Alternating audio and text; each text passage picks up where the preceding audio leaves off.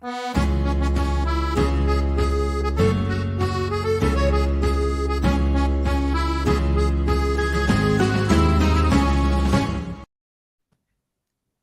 evening. Hello and welcome to Net That Haul, Gameweek 15. Got another Newcastle man on the thumbnail, second week running, as Newcastle charge for a European spot.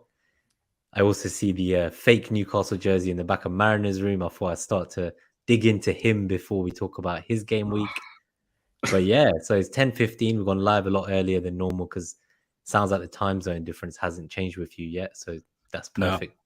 No, we don't change because we're so close to the equator. The length of daytime doesn't change at all year round. So, it's going to be a good few months for me then. Yeah, no more 11 p.m. starts, hopefully. It's not good for me. My working day doesn't start till 5 p.m. now. And then you're waking up at 6, 7 a.m. to do these streams. Yeah, absolutely. How are you, buddy? Anyway, you all right? Yeah, I'm good. Went to the Emirates for the Forest game on Sunday, going to the Emirates again tomorrow for the Zurich game. So nice to get a couple final home fixtures before a long break in the Premier League. I think I can't wait for that break, if I'm completely honest, from an FPL point of view. I think I got less points than you, but obviously you sound a lot angrier than I do. I'm on 63 points. I mean, I'm not good. Well, 66, but again, it's just you can't call this season. I just don't know what's going on anymore. I genuinely look at it and go, oh, well, you know, we've got the early fixture, right? So we've got the early kickoff. Now, we don't always have an early kickoff that we have to be concerned about, but this one we did, didn't we? Let's be honest with you. We all sat with Haaland. We were all looking at it going, all right, what do we do with him? And then the news breaks that he's not potentially in the squad at all. Then you get a little bit more news, say he's definitely not in the squad. Oh, and by the way, Foden's benched.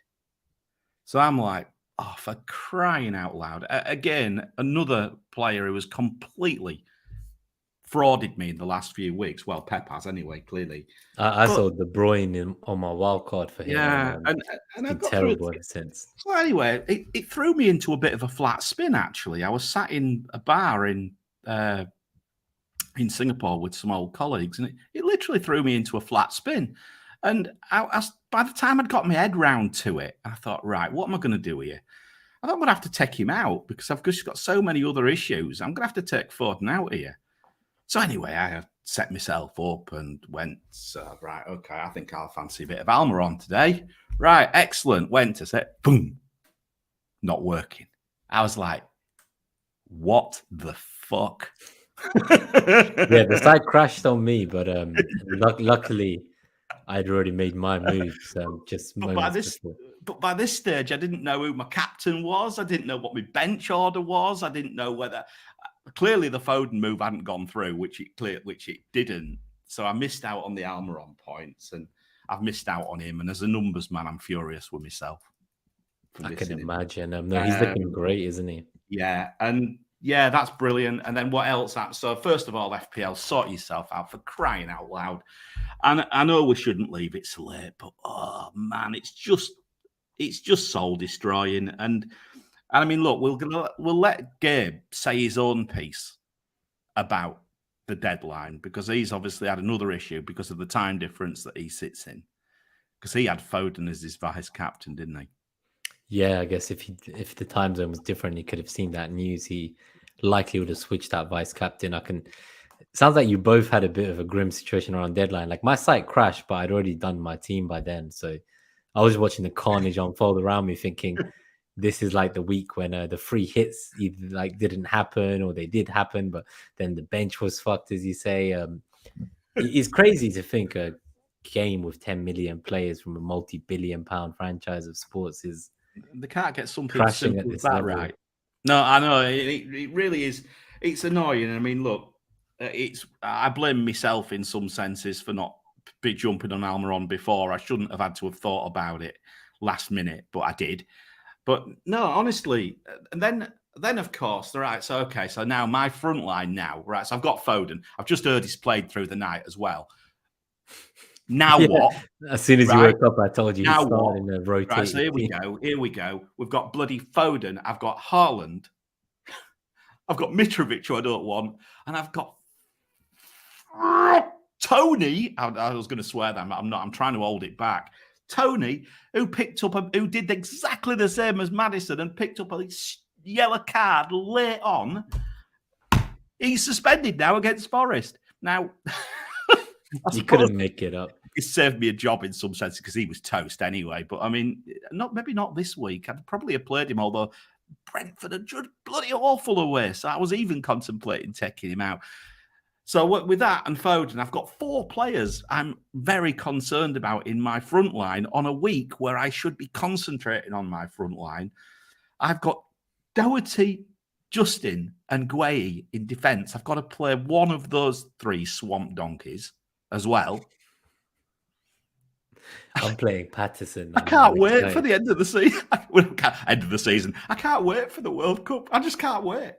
It will be like a new season, actually. So interestingly, I was reading Arteta's pre-Zurich presser, and he was kind of talking about the fact they're going to play friendlies in the World Cup. They're definitely going to play matches. He said, at the end of the day, I've got 10, 11, 12 players who I want to make sure they're obviously playing at a competitive level while there's like a 6-week break. So I think when we come back and everyone gets another fresh round of unlimited moves, it's going to be crazy, honestly, because it will be like a new season. I feel like all that data you just gathered that finally became statistically significant with a large enough sample size is all going to go out the window. And it's going to be like another whole reset, I think. But it'll come back with people having slightly different budgets. That's the difference between a normal pre-season and now, because obviously at the start of the season, we all have the same budget. Now, we're all going to have slightly different budgets, which brings you on to the point of selling Haaland. If he doesn't play, as well, and it's going to be at the same sort of time before the deadline as last weekend, right? Yeah. So we're going to know this. We're going to have to have plans. We're going to have plans this time. I've seen people spider diagrams on Twitter where it's like, if you hear Haaland is fit versus not in the squad at all, and then like you go through and it says yes, no, yes, no. Yeah, well, you need an old colleague of mine who I used to do some stuff on when I first started doing FPL, FPL Joe from that's pronounced ZHOU. He's a very good guy. Follow him if you don't already. He always used to make a flow chart up. I remember that actually. Yeah, perfect. I tell you what, there's stupider things about there's a bit of sense in that actually. I think, because it just takes away that blind panic. But we've got to think about it. We're going to have to buy him back at 0.3, 0.4 more expensive. Now it shouldn't be too difficult if we're doing that, because you just junk one of your defenders possibly. I think so. I'm not sure. Like even after the break, that I'm necessarily going to be looking at someone like a Trent again. So yeah, got to see them pick up first. I think I haven't even looked. I genuinely haven't looked at what team I would sort of like even consider. No, I'm not even interested in that. No chance. No chance. Too many moving parts. I mean, look, so much football left to happen in the World Cup. You just need to see Son, for example, getting injured this week. What a shame for South Korea. I really, very, very bad for them. And it just makes it just so complicated. You can make your move. You can start thinking about it, but I reckon we're just going to have a 1 week pre-season bash at that. That's it. Yeah, but I guess my main point before we just give a couple of shout outs to everyone who's tuned in live is the reason I say it's more like a new season is because one of the words Arteta used was he was like, we're going to have another pre-season. No, I heard that as well. That's exactly the word season. And I imagine most of the clubs will be thinking like that. So they're going to play these free friendly games. They're going to be in a warm weather camp in Dubai. They're going to keep playing matches each week. And as players get knocked out the World Cup tournament, they're going to fly over from Qatar to Dubai and join them. And there's even actually, I think, a friendly just like a few days before when they get back to London too. So they've organized them on both sides. And I guess what I'm getting at is everything we think we've learned and know so far. You add in the people who stay behind and have a whole fresh preseason, then the people who go to the World Cup and what impact that will have on them. Like we saw what happened with Kane after the World Cup, after the Euros, even like for the first few months, he was getting that 1 goal in 18 games before he returned to his former self. So I think the World Cup will affect people differently. The players who stay back and have a preseason, you're honestly going to be shocked. I think some teams that were looking very good might come out worse for wear, depending on what happens to their players during the World Cup, and other teams that weren't looking so great might suddenly look fantastic. Like, say someone like a Forest, where they get all that time to gel those new signings now that they've only just started finding out their best 11. So I think things will change. I guess that's just one thing I wanted to put out there at the beginning to preface the show. In terms of then in the more immediate term, all we really need to care about is 2 game weeks, right? So game week 15, game week 16, that's it. Like, there's any decision you make, like if you hear Haaland's out, the only debate there, I think, in my mind, whether I would sell him is, would he be back in game week 16? Because if he is, like, I've seen people who, like, if Haaland doesn't play, they get Mitrovic off the bench. I wouldn't have a problem with that personally. I wouldn't be selling him if him not playing meant I get Mitrovic and there's another chance he then does play in 16 when everyone sold him, right? So I think it's going to be a difficult decision. And as you say, we're going to need to, in 15 minutes, digest the lineup news and act on it quickly. Yeah, you're lucky you've got Mitrovic first bench. I've got him starting at the moment. Oh, no, I'm starting him. That's other people. I was looking to sell him, but then now I've got Foden, who's a problem potentially. I've got Zaha as well, who I just brought in, but don't know what the fuck I was thinking there. So obviously, on my perspective, before we go, so obviously I heard Foden was benched. I knew Haaland wasn't playing, and I looked at my team, and Bowen had a flag, and fella had told me that, like, no, he's probably fine, he'll play. And I wanted him for the next 2 home fixtures in 15 and 16, but I sold him for Zaha because I thought, oh yeah, Zaha's got good fixtures. Yeah, I'll go for him.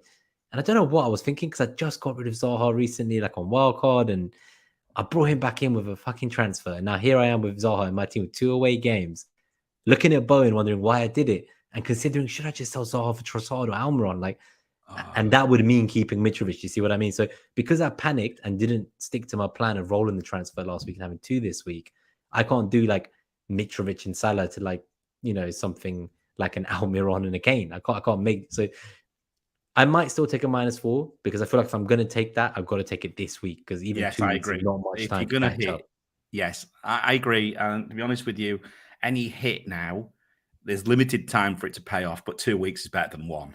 So, like you say, if you're going to do it, go now. I may do the same. Just if nothing else, just shake it up and just try and just have just try and have a bit of fun. Just till that's the World the other Cup. thing I was thinking. Yeah, just enjoy. It's no fun at the moment. It does feel like that. And I saw Official FPL today tweeting out about Ben White, 53 points, 2 assists, 6 clean sheets. I was like, my God, like they're going to do push notifications soon, telling people which players to buy. Like we all have similar players, and the main account's now feeding all the casuals, the spoon feeding of the news as well. Like there's no data tables like we're about to go and embark on with the haulers tonight. It's all very much buy Ben White, and then everyone does it. And then all our teams look the same again. So let's give a couple shout outs and then we'll go. So obviously we've also stalled a bit, I think, in terms of waiting for Gabe to come. Yeah, I mean, I've got one more rant, but I'm going to save it for the captaincy metric on the outcome of last week. Save it for them. We'll get started now. We're 13 minutes in. We start better giving some shout outs. So Bongo, morning, good to see you, mate. Anthony Wright has saying Foden played the full game as well. Pep hates us FPL managers. He does. Evening, Dan. Lock it, hold. He knows what I'm talking about. It's we're in a FIFA Pro clubs with Paddy, FPL Viking, and FPL Dad, and like there's loads of us. FPL Air. Honestly, there's a. Come on, get on with it. No, you got to give a shout out to the Pro Club squad. All right, Mike Halpin, good to see you. Evening. All our haulers. We've got Tony Wright, I think I've seen as well. Greenback Golf, evening. Elron Cupboard. Quite a few people tuned in live, to be honest, guys. We've got Sachin Rajput, good to see you, mate. Andy Martin, nice and early. Yep. Dom, good morning. I'm going to try to pronounce this one. It might not even be a Japanese name, so tell me how I pronounce it. But so Inaki Sanzano says, hey, guys. Sounds all right to me. Well, I was going to put on an accent, but I don't want to get away. No, don't do that. No. I was going to say Inaki Sanzano. Well, I don't know. We'll try. Andy Martin. Oh, yeah. Somerville. He's still. Yeah, well, someone's going to be happy, right? Yeah, we got him here in a good spirit after beating Liverpool. Good old Andy. Raj, good to see you from Kuala Lumpur. Samuel McAfee. Wow, there's a lot of people tuned in live. It looks like going early was the way. Yeah, it's nice. All right. So without further ado, we will get into it. But just quickly, a couple shout outs to the haulers. Thank you for supporting us on YouTube. If you want to get access to the data from Mariner and Gabe earlier in the week, we put it into our Discord channel for the members. So quick shout out to the super haulers, Harbour Boy, Daddy Bot, Greenback Golf, Sarah Gatsby, FPL Robbie. And then the other haulers as well: Akshay, Tursk, C Hunt, FPL DG Boy, Lindsay, Devindra Raj, FPL Casuals, Tom Brush, Mr. Twister, Blonde, S. Scott as M, Firetog, FPL Teacher, Oscar Arias, Dhoni FPL, FPL Mike Halpin, Jack Daglish, Nehal Kukani, Kevin Rose, FPL Safa, Podner FPL Craig, Dread FPL, Dom, Claire FPL, Chris Irvine, and you've still got FPL DG Boy here twice. So thank you. Oh, that's all right. We like him so much. I'm trying to tidy it up a bit, but it's 5 o'clock in the morning. Hey, Gabe's here, just ruining the sound quality. How are you doing, my friend? I'm trying to make an entrance, trying to make a splash in here. How's everyone doing today? You're a bit loud. You maybe want to just turn your gain down a tiny bit. Yeah. But yeah. Anyway, it's just about the right sort of time because we're about to get into the stuff. So just a good timing for you, buddy. Nemo, should we quickly just move on? Yeah, I just want to give a bit of news as well. Obviously, there's only 2 more game weeks left, so 1 more episode after this for game week 16. But you have some news, don't you?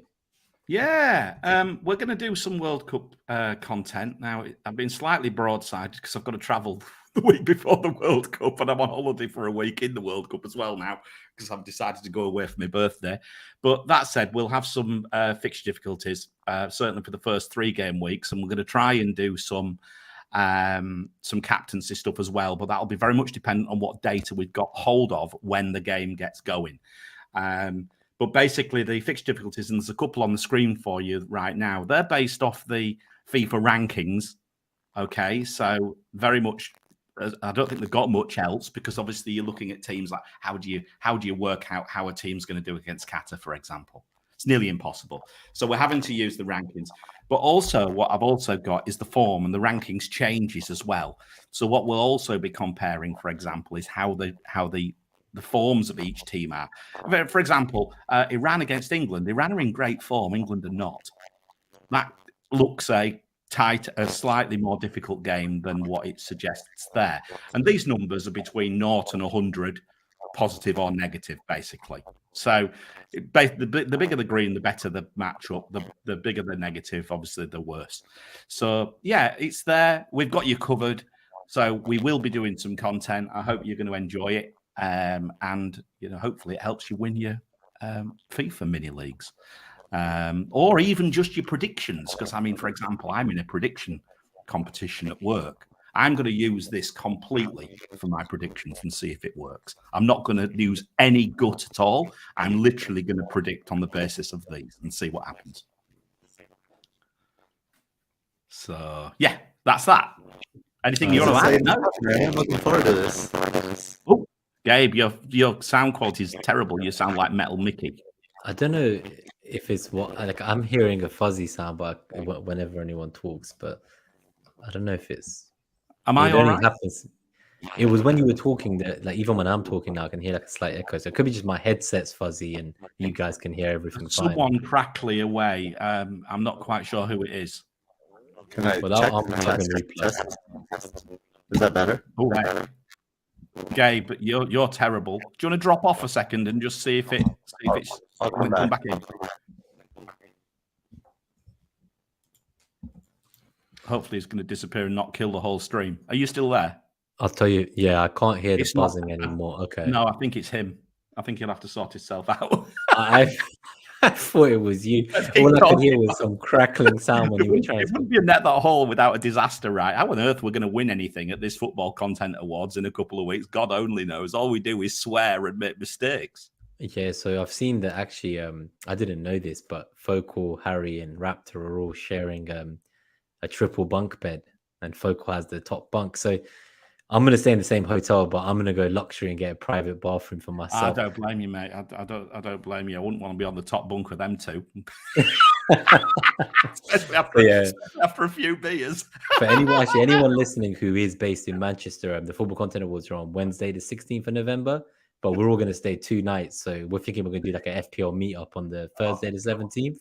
So pre-World Cup, there's no matches on, just go to the pub, do some activities, something competitive, maybe have some drinks. So do get in touch on Twitter if you're interested. I'll put a tweet out tomorrow. That'll be nice. That should be nice. Just a couple of days away with the FPL guys. So do you want to do a quick top 5 shout out? Yeah, quickly do the mini league. So it's our friend at number top. at number 1. Nima. Oh, wow. It is. No way. Yeah, I was actually just reading their message. Anzano with, I'm not going to say his team name. I can't. We'll need Gabe to do that. 85 points, though. And there is his team. Gaeta, Botman, Cancelo, White, Anderson. A full house in defence with a 4-4-2. Martinelli, Foden, Salah, Rashford. Nice call. I like that call. Firmino, differential didn't work. What a shame. And Trollum Wilson. Your favourite, man. 85 points, though. This is an incredible game week, honestly. Really great week, that is. That's fabulous and deservedly top on 887 points. Jedi Mind pick Tony Wright, second, 882. Misclick, Torgear in third with 875. Beasts from the East. Akshay, fourth, 873. And what's that? Spruzzles. Is it? Spurzles FC. I'm not quite sure. 872 points. I think it's Spurs less. So I imagine Spurs less. Well, there we go. Yeah, that's what I'm thinking. It's too early in the morning to worry about these things, you know. But yeah, there we go. So there's the top 5. The other guys are on the screen. Sorry if we've not got to you, but we're so busy trying to sort ourselves out with Gabe's Metal Mickey sound quality and things like that. Is it any better? Let's check. How's it? Does it sound better, or is that better? It's better. Yeah, all good. All right, it's time for the philosophy of the week. Good time. Excellent, man. Just in time. How about now that you're here? Can you help me? In case I've butchered our friend's name. So number 1 in the mini league. They're in the live chat tonight. They say they're actually Argentinian. They're from Basque, but they're Argentinian. How would you pronounce it? Because you probably missed my attempt, so I'm not gonna say it before you. I just want to see what you. I will go back and watch that for sure. Again, your quality's bad again. It's bad again. It started crackling out of nowhere. Might be earbuds time. Oh, heck. I don't know what we're going to do here. He's going to change to a headset. Anyway, let's keep. It's his philosophy now as well. Well, look, we'll do the philosophy. Let's put the philosophy on. Nima, let's talk about it, and then we'll bring Gabe in to explain it. Sure, we'll go first. That's another way of doing it, right? Sounds good. So, obviously, the FPL philosophy of the week for Game Week 15. This one's from Bruce Lee. Empty your mind. Be formless. Shapeless like water. If you put water into a cup, it becomes the cup. You put water into a bottle, and it becomes the bottle. You put it in a teapot, it becomes the teapot. I'm completely lost. I have no idea what that is. So you can't relate it to your FPL team for Game Week 15. Yeah, I've still got some feedback problems. Still got some problems with this sound quality, boys. I don't know what's going on. I mean, look, how do I look? I look at this. If you put water into a cup, it becomes a cup. My FPL season, if I put a player into my team, it blanks. If you put water into a bottle, it becomes a bottle. I put a player into my team and they blank or get a yellow card or get injured. You put a teapot and it becomes a teapot. I wish it was a bottle of flaming beer. I mean, that's the way I look at it. I really don't know what it means. I have no idea. Once again, I'm completely lost. Philosophy, Mariner does not do. Just rant. Just a rant. I was going to say.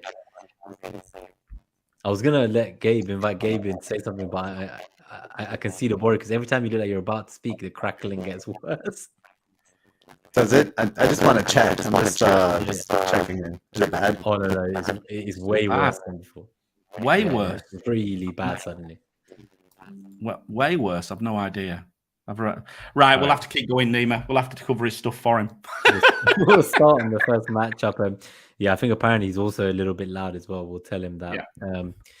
Cool. So let's get to the matchups, what everyone's here for. So I think we can get started without him. We'll figure out when he's back. So there's obviously the Leeds versus Bournemouth game. So this was Andy Martin's match that he wanted to look at the most. And I think he's considering a Aronson captain for this fixture as well at home. So, yeah. Well, what do you think about the captaincy firstly? And then we'll get into I look at the matchup and I see, and obviously I'll do my stuff first and hopefully Gabe rejoins. But looking at the fixture difficulties, positive for Leeds, in both attack and defence, but more positive for attack. And it's more positive down that left-hand side, although I'm not necessarily sure that's Aronson in there. He tends to drift around a little bit. But look, Bournemouth away are not good. Not good. Leeds at home have the ability to batter anybody over 45 minutes, maybe not 90 minutes. They tend to just do it in halves, like generally speaking. I don't dislike it. I mean, looking at the shots model predictors doesn't really suggest it doesn't suggest anything for Bournemouth pretty much, which surprises me because I think Bournemouth might have a goal in them. Certainly looking at the NetxG at 1.36. But Leeds-wise, 23% chance of 2 goals, 38% chance of 1. Yeah, I quite like it. I'll tell you what I've noticed. I noticed the headed matchup, 2.8 for Leeds. Paddy Bamford, perhaps. Or if you were looking at it earlier in the season, perhaps Rodrigo, because his headed chances he was doing quite well with headers at the start of the season. That's, I think, where I am with it all. I'm not sure where you are with it. I don't know an awful lot about Leeds, and we really do need the coach. Yeah, so I think worst case, because we do want to make sure we do cover the coach's perspective on this as well.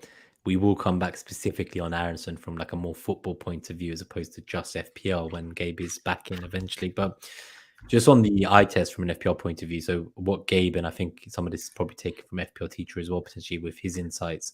So combo from the paradigm. They've kind of gone in and said, for the podcast listeners who can't see this, obviously, that they don't expect there to be much space for Rodrigo.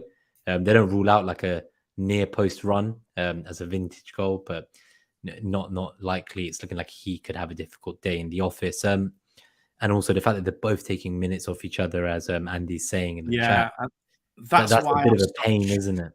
And in a sense, that's why I've stopped short of recommending, because I was looking at that and thinking, do I recommend one of them here?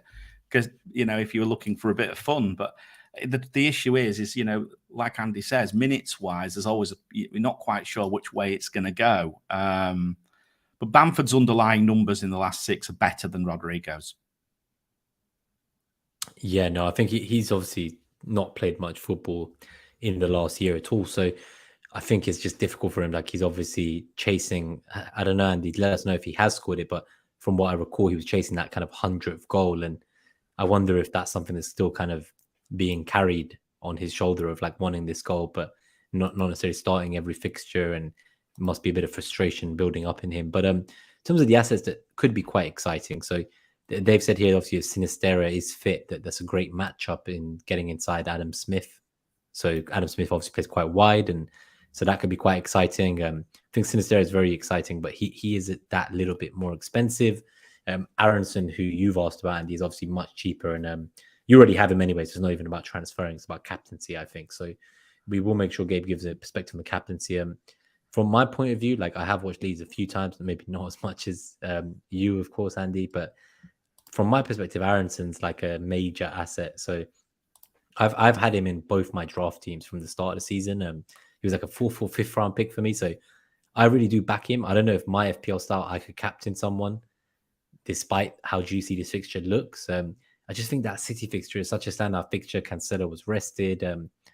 Like, unless we think Mitrovic is going to score, I'm quite tempted by, if we got news that Haaland was out, to go for a Cancelo or even Foden. If I was sure he starts, like, I would potentially go that way. So I'm not sure. Obviously, I don't know which players you do or don't have in your team. So I know we both wildcard it at similar time. So appreciate that group chat, buddy. But yeah, we'll come back to this Leeds fixture, I think, when Gabe's... Just looking at Leeds' numbers, 2.5 big chances per 90 in the last 6 at home, or last 6 game weeks at home. So that's probably about 3. That's the last 6 fixtures. I can't quite tell what's going on with this, with the calculation. But 2.5 big chances, that's 4th best. So, I mean, look, Leeds look at home like they could definitely do some... In fact, that's wrong. That's wrong. That's wrong. Let me go back to this. Because I'm now getting this mixed up as well. Let me look at this. This is Leeds. 1 second. So while you're doing that, quick shout out to FPL mid-table Leeds, big chances. I'm looking at defence. I think Gabe's back. Is he there? He is. We'll dip him into the chat. hopefully. It started well last time. It was like perfect for about 5 seconds. How are we doing now? Check. That sounds okay. It's a bit loud, but it sounds okay. It's a bit loud. Got it. How's that? Something, the crackling got worse. Maybe we just need to accept loud and no crackling. Yeah. Or I can just figure it out and come back next week if it's still crackling. Still crackling. Do you want to see what you sound like with no I don't know if it's a laptop with no like audio, like using the laptop built-in mic and headphone or something? I don't know if you've got like a built-in laptop mic, because that might at least remove the crackling, even if it's not necessarily the best audio quality. And then, because I think at the bare minimum, we want to get your Aronson opinion on the captaincy for Andy Martin. And yeah, I know. We'll actually just go past this fixture now, so it's ideal timing if you can maybe do it. Just speak, and we'll just have to cope with the feedback. I'm trying. How's that? Is that any better? Yeah, go while you can. What's that? Yeah, let's go. Good. Yeah, let's go. You try to get as much in as you can. We're worried it's going to fall apart in any second. Oh, is that what we're doing here? That's why we're like quickly saying. So here's the thing. You know, Aronson has been like the positives of Aronson is he's a little bit hard to predict because he's so reliant on the pressure. But when that pressure falls to him, when the result of that pressure falls to him, then I think that's when he's going to be in and around the FPL points. But in this matchup against Bournemouth, I think the left zonal matchup is just it's just too strong for Sinisterra if he's fit.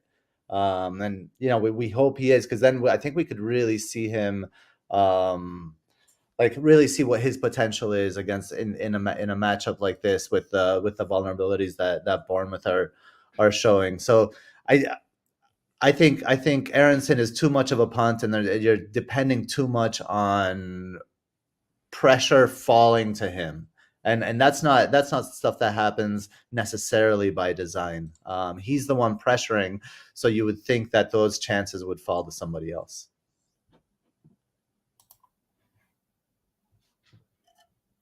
You there? We all gone off? Nima, you're on mute, bud. Nima, has he gone now? No, I'm here. Yeah, I thought Mariner couldn't hear us. But awkward silence. I think we may as well just pack up and bugger off this week and come back after the World Cup, boys. But yeah, okay, enough said. I think manager next week. Right, let's keep going. Yeah, so I can go to the next matchup. Let's see which one that is. So that's City and Fulham. So just to add, he does already have Aronson, but it's more about from a captaincy point of view. So I think that's a good opinion you've shared. And then we'll look at the captaincy metric a bit later on and see which other assets you might own in that list. But yeah, let's go to the City versus Fulham game. This time we can start, if you want, Gabe, with you leading the data, because we started with the FTR last time, but we can switch back to starting with Shot Model Predictor and NetxG. Yeah, I mean, you know, either way, I think it's always helpful to compare all of them. Like, you know, we look at Mariner's FDR here, minus 2.0 attack for Fulham, whereas NetxG has a 1.37 with a 38% chance of a goal. So, and then the difference here, and it's in there in the word section of the matchups, is that the difference is the goalkeeper. Ederson has a minus 3 XGP and expected goals prevented. That part isn't calculated into the FDR, so that could be a result. But if Ederson plays to Ederson's standards, then that minus 3 wouldn't be a factor. And sometimes goalkeeper form can be a little bit difficult to predict. So that's why it's good to have kind of like all of the opinions here. You know, obviously, any I guess lower table team that's going to play against Manchester City is going to sit in a deep shell, and we've seen what Fulham have done before this season when they do sit in a deep shell, and that's long balls to Mitrovic, long balls to the wing. Sometimes Mitrovic could be the target, and Andreas could maybe pick up some scraps, but I think this is more a Mitrovic game, and it's going to be like less build up through Andreas. I think Andres Pereira could maybe come up on a set piece or something like that we've seen like own goals and stuff and happened for City in the past. But I do think Fulham score in this one. I don't see necessarily a clean sheet for Cancelo or anyone, but it's pretty much everything what you would expect. Now, in terms of like who's going to start, we obviously have no idea. Nobody has any idea because the evidence of that is most of us have Foden in our teams. So obviously we don't know what's going on. But that left side is really where the profit can be made here. I think the left and the central as well. Yeah, I mean, looking at this, I mean, this is the biggest matchup FDR I've seen, I think, since I started doing this. In 2.5 years. Maybe I have seen one higher, just thinking about it. Maybe Liverpool against Everton was higher last season. 5.8. I mean, it suggests an absolute shackalacking for Fulham. Yeah, no, I was going to say, I think they have like conceded like the most expected goals against this season. So they are definitely not looking like they're going to get out of this carefree. But I do expect them to score, as you're saying, Gabe. So that does kind of put me off the Cancelo captaincy. And if I heard that Foden doesn't start, then that suddenly leaves me on the next dilemma. And, you know, I've got Salah away at Tottenham. I can see why Andy's now quickly going to Aronson, because if he also doesn't think that Cancelo keeps it clean, it's a tough captaincy there. From your perspective, if you're a Mitrovic owner, obviously a lot of people are selling Mitrovic to get to Wilson, the shiny new toy. He's obviously on the thumbnail today. You called him, was it Trollson, Mariner? Trollum, yeah, Trollum Wilson. That's so good. Yeah, I think when he's fit, he's a great player, and at the moment he obviously is. I think for Tony owners like yourself, it does seem to be a very popular and common move. If you were a Mitrovic owner, though, Gabe, would you do it? If it was a free transfer, I suppose you'd consider it for the fixture. But then if it wasn't a free transfer, if it was for a hit, would you still be selling Mitrovic before this? It's, you know what? So it makes a lot of sense, right? So did selling Trossard the other week. Exactly. You've read my mind, man. That's exactly what I was gonna say. It's just like asking for fucking trouble. It's like, we've been here before, right? We're gonna be here again. But it makes so much fucking sense to bring in Trollum Wilson, but I don't know, man. Like don't look. You have 2 game weeks left, I guess. Look, chasing upside, I guess. Yeah, I guess you can minimize the damage. Like, you're not expecting him to get like back-to-back hat tricks away to City and home to United, who've looked much better lately, right? So I think he could score in both games, but I guess it's kind of like, if you think that ceiling's only maybe 10 points per game and you're banking he gets 2 each game, that's kind of 2 to 10 points per game you're expecting, let's say. You got to really back the person you're bringing in to get a lot more than that. It's 2 to 10 points if you take the floor of one and the ceiling of the other, right? And if the answer is somewhere in between, then what are the margins here? Are they really big enough to be doing that? I don't know. I don't think it would be for me. Here's what I would say. If you don't have, I would probably prefer something like, if you're gonna go get rid of Mitrovic, really like aim out there, like get like Julian Alvarez or some shit like that, you know? Like, well, if you hear that there's no Haaland in the squad, do something wild. Yeah, do something wild, like make it count. If you're gonna do a move like that, make it count. And if it backfires, you know, like whatever it was. But I don't know, for Mitrovic to troll him, I don't know. I don't think so. Tony to Trollum's the obvious move. If anyone owns Tony, that's just so obvious.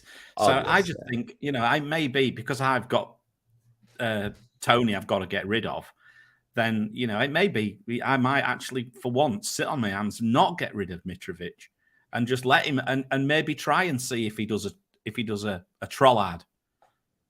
Because there's another one. So everyone's trolls for me this season. So Trossard, you know, it was written in the bloody, you know, it was the right move to take him out, but then he scores. So, you know, is Mitrovic going to pop up and get that one big chance per 90, which Manchester City concede at home? Is that going to be just stuck away by Mitrovic, like you say, route one, bang, goal, oh dear, there goes our clean sheet. Oh, and by the way, just to rub it in, you've sold him as well. And then throw in a pen. Throw in a pen. Double return. So he was the player I wanted to this season. So you know I've been looking to sell him for weeks at this point, Gabe. But what happened is that other problems crept up, I think, you missed earlier in the show. So now that I'm here, I'm considering keeping him just because I'd much rather get rid of Zaha, I think, despite just buying him last week. I just really don't want him. I'm so done. Like, I would rather just get Trossard at this point. Like, I could just do Zaha to Trossard or even Almiron, but I think Trossard excites me. Rashford's another option. So I just feel like there's more fun in those moves than selling Mitrovic, as you say. And as Andy Martin says, I've now been caught in 4K saying Mitrovic isn't getting a hat trick. So no. Hopefully I'm right about that. It's amazing we're spending more time talking about Fulham than we are about Manchester City here. You know, because let's face it, what we've got to do here. Sorry, what we've got to do here is we've got to get on the right ones. If we can get on the right assets here, there's a hole. It's just finding the right one. This is the challenge with this. We've all got 3. How many of those 3 are going to start? If you get 3, you're going to have a good week. If you're going to get 2, you're going to be okay. If you've only got 1 starter, you're screwed. But here's I don't know about that. That's how I feel. What about everybody has 3, and what about the moves? So people who have De Bruyne, let's say you hear Foden's benched, like me, you could consider, you know what, fuck it, I will keep Zaha and Mitrovic. I need to somehow turn Foden to a different City player because I'm stuck. Like, I can't do Salah to De Bruyne because of the Foden. But if I got news, I could get Salah to KDB and change Foden to another mid, right? And that would be a bit more exciting for a final 2-week punt, I think, because De Bruyne actually, at least I'm a bit happier going into the game week with this FDR. You know, like, that's crazy. 5.8, as we're saying. I think they're going to destroy them. Gabe, if I can just come back in on what I was saying, what I mean is that, you know, I'm talking about if you get the assets. As to, you know, which one it is remains to be seen. I know that. And obviously, like you say, as Nima's just explained, if somebody gets a sniff that Foden's not starting, Foden to KDB for me is bloody obvious. Well, here's what I'll say. So I know the rant section of the show has already passed, but I'll tell you what, if we get a sniff that Foden's on the bench again, I'm going to be fucking sleeping like I was last week, mothers. God damn it. Fucking he was my vice captain. and I think you made a mistake there, but bearing in mind, you definitely were not up, and you should have, no disrespect, mate, but I think that was the wrong call. Oh, Foden was the wrong call? Yeah, from the perspective of being asleep. Because if you'd have got... Oh, I see. No, you know, probably the safe move would have been a Salah vice for you, given you were asleep. I can understand why you went for the upside. I understand that.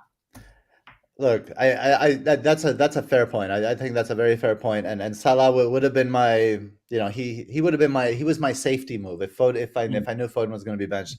And I won't go into a rant here. But anyway, you imagine if you'd have woken up. You imagine if you'd have woken up and tried to make that move, and then the fucking site crashed. That's what happened to you. I don't even have an excuse. The site didn't crash, and I still bought in Zaha for some reason. Because you know what it was for me, Gabe? I heard the news Haaland wasn't in the squad and Foden was benched, and I thought Bowen's got a flag. And even though I want him for these 2 home fixtures now, I panicked and went for Zaha. And I was looking at Rashford and Almiron. They both obviously returned. The one I got, Zaha, did nothing, and I already want to get rid of him. Yeah. So I'm hoping there's news Foden starts because I'd rather sell Zaha. But this time I'm making sure I have a plan. I'll have a spider diagram. Like, I'm not panicking in those last few minutes before deadline again, because the site will likely crash yet again. The only spider I have crawls all over my page. Look, that's it. That's the way I describe it. Right, shall we keep going? Just really quickly, one thing on Cancelo, and I wrote this here on the bottom. That left zonal matchup does favor Cancelo as well, especially if Fulham really just sit in a deep block of like 6 or 7 back there. It might be that maybe a little bit wider, Cancelo coming in a little bit later, or like a Gundogan or like a trailing run from midfield that unlocks it for City. Yeah. Okay. That's fair enough. I mean, look, the numbers do suggest possibly a Cancelo double return. But of course, I take your point that City have the ability to concede a goal. Forest against Brentford. Now, here we go again. Here's another player who's on my radar. I want ye. Gabe, tell us about it. So, and this was a point brought up by FPL Teacher, and he was remarking how the way, like, one thing that Forest is doing differently is they are kind of taking advantage of bursts of speed in on their counterattack. So Awoni is using his bursts of speed and his physicality. He's about 6 feet tall, 185 pounds. And he caused Brentford, and I think he can cause Brentford problems here, because I think what he's going to do is kind of jump at the back line and separate Brentford's back line from the midfield, and that's where Brentford have had some kind of issues. If you look at the heat maps, and those listening to the podcast, actually those in the chat here as well, when I post the thread, there will be some heat maps showing this, how Brentford's back line can get separated from their midfield, and that's the pocket where they've kind of conceded in kind of central areas. So I kind of like Awoni's role here, and he seems to have cemented that kind of starting spot. What can I say about Brentford? Brentford is basically, especially I wrote here, especially without Tony, Brentford is basically Forest. Like, statistically speaking, they're really similar. Look at despite the NetxG number, look at the shots model, look at the FDR here, positive 0.8 for Forest, positive 0.9 for Brentford. They have a strong central zonal matchup, which is where Awoni is going to be playing, whereas Brentford have a strong right zonal matchup, which probably won't be Mbomo. Mbomo will probably be playing at the 9, so that could be Sergi Canos, or I'm not sure. They have very similar headed matchups. Like, from a stats tactically, they're not the same, but from a stats perspective, they're quite similar. Yeah, I mean, Brentford's fixture difficulty away 4.6 with respect to the actual raw number. That's not great. Now they're really sliding. They're not by any means the worst, but they are nowhere near as good as they are at home. Forest, on the other hand, are better at home, which is why the fixture difficulty is showing more positive for their forwards or for their attacking, given it's a home match. And that central matchup looks very nice for Awoni. I've got to be honest with you. The issue is again, with other fires, I would have loved to have had a 2-week punt on them because they've got 2 home fixtures, right? The issue is I've got other fires I've got to possibly put out. So it may be that he's the one who, unfortunately, is the one who doesn't actually come in. I would have loved to have brought him in, honestly. Yes, I may have noted there's a question as well from C Hunt about, are you really selling an elite shot haver for a Forest striker? As in, is he talking about Mitrovic? I mean, I mean, he's got a point, but the thing is, it's the fixtures, isn't it? If you're a fixtures man, you might go for there. If then again, FPL's just got a habit right now of just screwing you whichever way you go in the opposite. So, quite frankly, it wouldn't matter. Just Chris, just look out, and whatever I'm doing, do the opposite, and you'll be fine. and on that note, we swiftly move to the next matchup, seeing as Ivan Toney is out, and I think that's all that needs to be said. If you own Raya, I imagine you would play him over a Ward away at Everton or Gaeta away at West Ham. In my case, he might get some saves. I mean, again, I'm not sure on the quality of Forest's chances, but my immediate impression is there could be a few saves in it for Raya, at least. Yeah, you know what? Give me 1 second, and I can bring up kind of from our raw stats the XG per shot for Forest, and then we can take a look at that. Here's the thing: like, without Raya, without that outlet, without Tony, I just don't see what Brentford are without Tony. Even with Tony, like, we all had high hopes for Tony, right? Even with Tony, who the fuck are Brentford, right? But even with Tony, they went out in their 4-3-3, Wissa on the left, Mbomo on the right. Tony returns every single time, and instead he blanks. He gets a yellow. He's suspended now. So I don't know. I think Brentford are reeling a little bit. and going to Forest is not going to be easy. So no, I don't think as a Raya owner, I'm not too confident. Andy Martin says in the chat, it's a pretty important game for Forest. I agree. Could be a 2-2, a draw with a scoring for both teams. I don't know if 2-2 because I don't know that either one has the firepower, but I think a 1-1 is very likely here. I don't disagree. I mean, 2-2. Forest always concede. I've got a funny feeling Forest might turn them over. Actually, to concede to whom? Brentford. Name a player. Well, true. They're not work. They could work. Yeah, exactly. They could get a clean sheet. Anyway, let's keep going. Let's keep going. Wolves Brighton, guys. I mean, Brighton, to me, Gabe, this looks a sea of green, even though they are away at Wolves. Yeah, it is. 26% chance of 2 goals, 11% chance of 3 goals. It's the number of shots that Brighton generate, and then more recently they've been generating more XG with those shots. So that I think that's what's kind of elevating them from a NetxG perspective and the shots model here. The FDR is a little, I have to say, it's not as positive as I would expect it to be. Mariner, what do you think that's all about? Despite that central matchup at 4.4. Probably Wolves defensive at home. I'll have a look at that. I'll have to keep going, and I'll come back to you. One thing that's important to note is that sometimes when you look at the Mariners FDR and the zonal, NetxG takes into account the zonal matchup, so that's all baked in. So if there's a strong zonal matchup for Brighton, where we're seeing it here, Mariners separates them so we can see them like itemized. But we see the strong zonal matchup for Brighton, kind of across the board, but mostly down the center at 4.4. You bake that into the NetxG, and that's why Brighton is so much higher than Wolves. But Wolves don't have a center forward, right? Costa's suspended for at least 3 matches. I think 2 of those league matches. So they're going to probably be relying on Daniel Podence's ability to kind of cut inside and shift around the formation. But they're not going to have kind of a real focal point. So I don't see them going out and pressing that Serbi's team how that Serbi would like them to press. Wolves will probably sit back and play a very conservative game plan and look to break with maybe even Adama Traore, get Adama Traore in there, and the speed of Daniel Podence. But I don't think they're going to have much in terms of any kind of systemic attack. No, it's more defense, Gabe. It's more defense. I mean, they're conceding 1.5 big chances per 90, and XG of 1.3.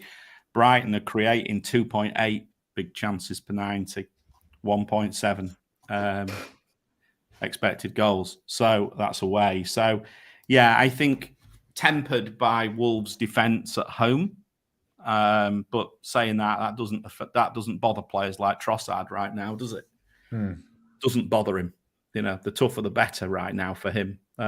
Although you can just see, this is sort of game week where he'll only score against top 4 and he'll blank against everybody else. So, I'm not entirely sure. But look, I like the central matchup for Brighton. It looks very positive for Brighton. I wouldn't be all surprised if they don't turn them over, but I don't see a smashing.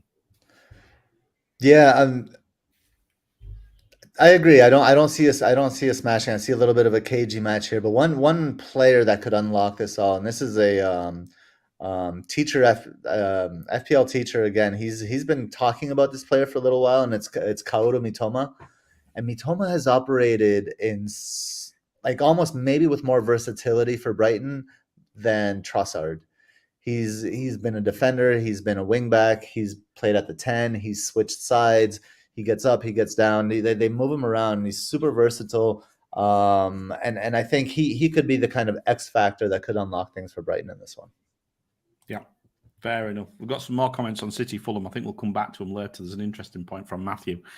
Let's keep going. Everton Leicester. Just mindful of time, boys. Let's try and whiz through these if we can. I think there's only one discussion here about Everton against Leicester. I would imagine it's a guy called Dominic Calvert-Lewin. He kind of throws everything. He makes all of the stats questionable regarding Everton in this matchup. I think Calvert-Lewin and even despite the none of the zonal matchups are good for Everton. just because the style of play that they have. But Calvert-Lewin, I think, changes things. So yeah, I don't know. Everton at home is always a tricky proposition. Leicester, at least they started the season as like the king of small chances, but they were somehow scoring them. It's going to be a little bit different with Pickford in goal and up against a deep block from Everton. Vardy's been ineffective. The jump off his runs on when they break into space are a little slow. They're coming in a little late. So I think we could see kind of more of the exploration of the Iheanacho and the Daka partnership in a 4-4-2. But the one I really like, and it's indicated there in the zonal matchup, is I like Harvey Barnes. We saw Justin connecting with Harvey Barnes in their last match kind of well. What? I know. See, it happens. It'll happen every once in a while. Shut the front door. Seriously, you've just called out Harvey Barnes. Out Harvey Barnes going up against he's just his pace going against that, taking advantage of that left zonal matchup. I think he and just what I saw last match between the Justin would really find him quite early and find Harvey Barnes wide on the flank quite early. And I think in one of those, I think they could catch Everton asleep and he could get him behind. I hope so. I mean, I've got an option. I've got a choice to make about Justin, Guay, or Doherty for my third defender. That gives me a little bit of hope. Maybe I will give him a run. Maybe give him a run. Perhaps I don't know. Of those, I'd start Justin. Yeah. I mean, looking at the fixture difficulty, it does suggest a slight positive for Everton. But again, with Calvert-Lewin coming back, that starts to tear these numbers up a little bit potentially, doesn't it? That's always the thing I'm worried about. Yet on the other hand, it flips the zonals flip the opposite way to Leicester, and like you say, Leicester's left. So a difficult one to call this. I'm quite happy owning Pickford finally after 2 returns. So that's one thing which has finally turned positive for me. Took long enough. I know Nima will tell me I went on him 4 weeks too early. Yeah, bloody Captain Hindsight there. Anyway, but there we go. That's what happens when you wildcard early. You brought him the week before he played Man City. The first week Pickford played in your team, he played Man City, I think. Save points. Anyway, let's go. But in any case, look, I see it could be a reasonable game. Everton are much better at home. Leicester, unfortunately, not so good away from home. The goals predictor doesn't suggest an awful lot. I'm not sure I see that. I maybe see a few more goals in this. Let's hope so. Anyway, I've got Patterson and Justin, and I'm starting Patterson at the moment just because he's at home. And I think I probably would if I had the choice of those two.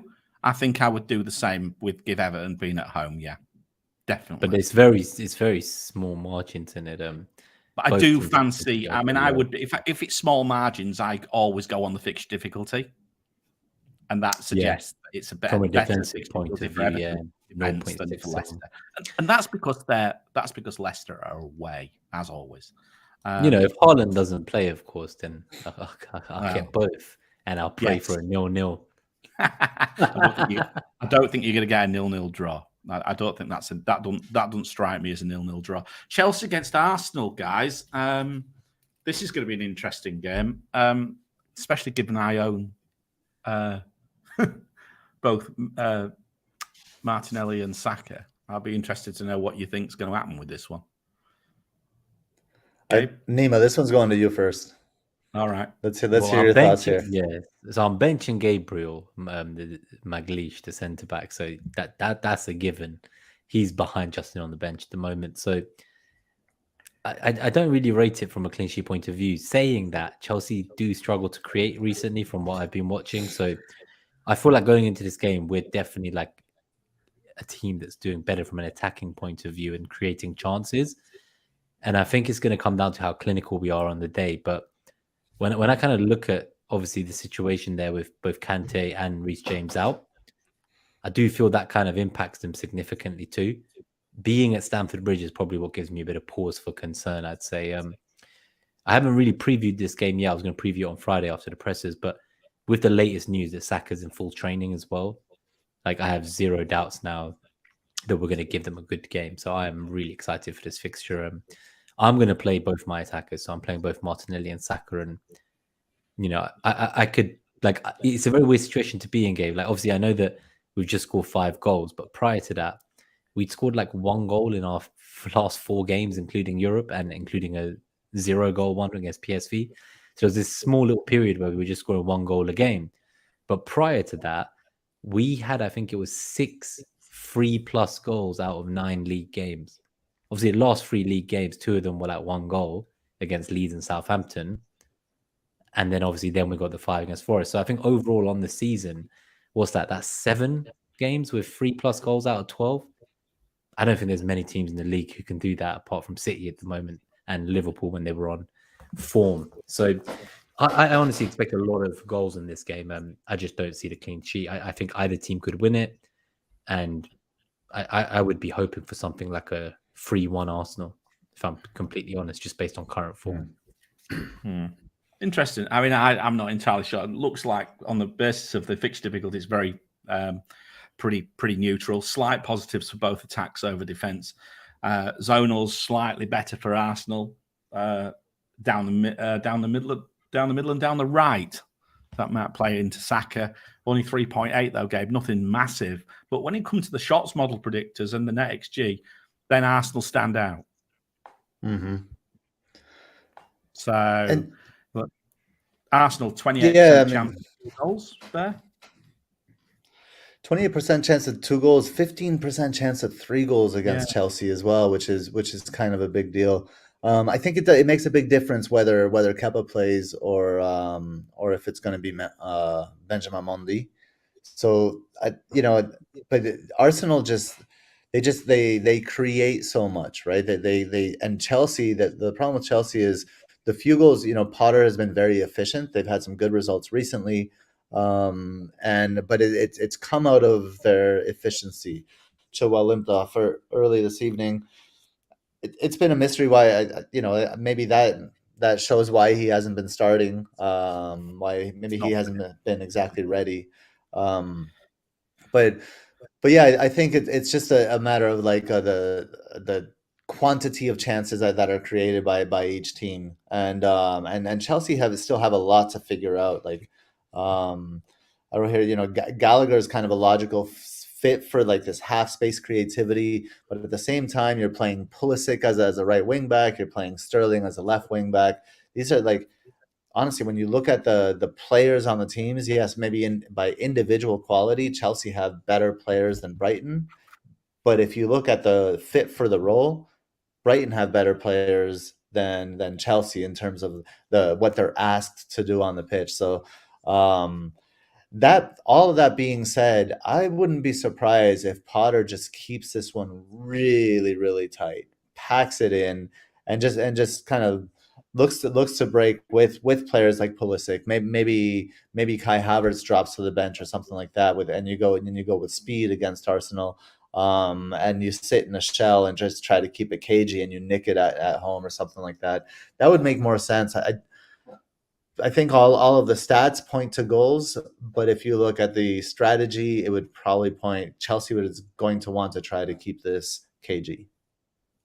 Nima, quick question. Jesus. People are in the market for a striker, possibly for Tony.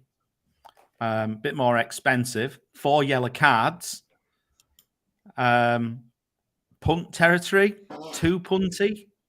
I think those who have him, I would not be looking to sell. That's for certain, unless he obviously then gets a yellow in this game and you sell for the last week. But about buying him is a bit of a tougher one for me. I think I would still be prioritizing Saka, but obviously you're saying their problem is they've got Tony, they want to get rid.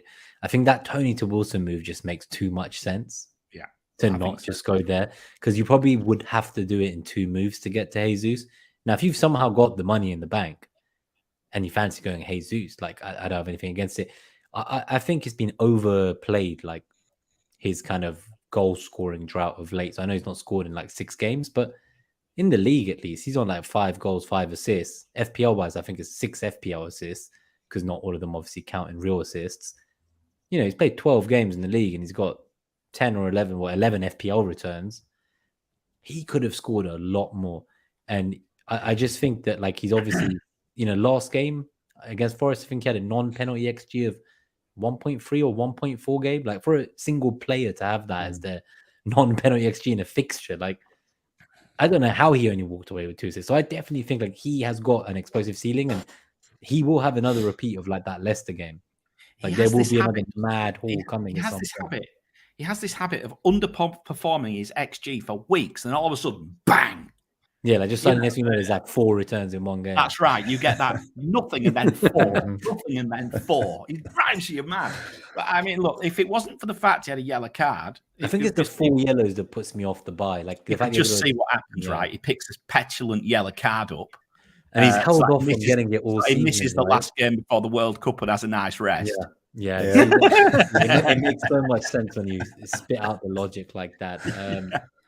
But yeah, no, I think it's going to be a really interesting game. Obviously, there's news in the chat from the guy saying that Chilwell kind of would look fine tonight, but obviously he went off injured in the 90+ minutes. So, and then Kepa's still in crutches. So there's obviously a few issues there beyond just Reece James and Kante. I do think you're right, though, that if they are going to get something, I think Gallagher will have a big part to play in it.